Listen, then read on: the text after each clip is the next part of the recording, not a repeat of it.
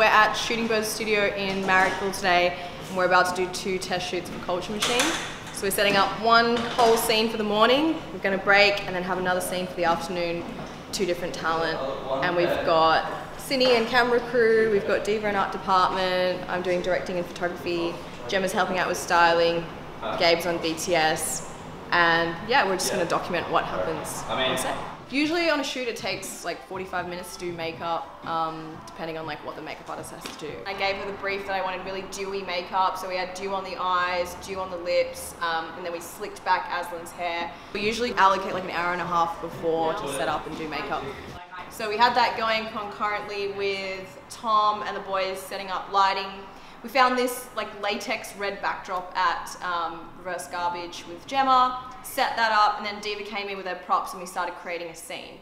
So we allocated 3 different looks and tried to kind of keep it consistent with the backdrop and the artificial lighting and the gels. What happens when I text you and tell you to buy batteries and adapters and shit? Like, what do you do in that situation? You try not to freak out and you go and visit 3 different Woolworths to get everything that Yaz needs. So we just finished makeup and we're about to go start shooting. Does that have to be there? Well, it's stopping blue light thing. Well, can we just move it? I would describe my photography technique and aesthetic is less technical, more conceptual. Trying to create an overall mood, trying to have consistency between the shots, particularly if it's an editorial, I want to tell a story. So with Aslan's shoot, the consistent theme was like the latex and the wetness, and we used this Perspex board in front of her for a couple of shots. The makeup was very wet. We tried to use style with clothing that kind of fit with that as well. So I'm always looking for that, like what am I trying to do, what am I trying to tell, and how does all the elements come together to tell a story. Okay. Do you want to look, pink and red is kind of weird, and then I also pay a lot of attention to the talent and what their strengths are, so I can usually vibe off someone and figure out what they're comfortable with and what they like to do and what kind of best shows their personality. And then lighting, I like to make sure the lighting's really flattering, so diffusing stuff, making sure there's no harsh shadows under the eyes and across the nose and stuff. Those are things I learned early on when I get my photos back and I'd be like, oh, why was that there?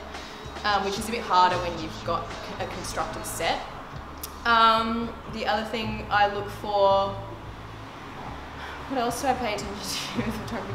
Composition, of course. I think about angles and shapes, and like obviously if you're shooting from lower angles, sometimes it can make someone look taller, or sometimes it can make something look bigger, like a thigh could look much bigger than it is if you shoot from a certain angle. So yeah, and I also am really, I want people to have fun when they work with me, so that's a really important thing, making sure they feel comfortable and they feel like they understand what I'm trying to get out of them. So it's a huge part of it is communication. And yeah. Thanks, Yaz. Yeah, no worries. You can leave now. Oh, cheers.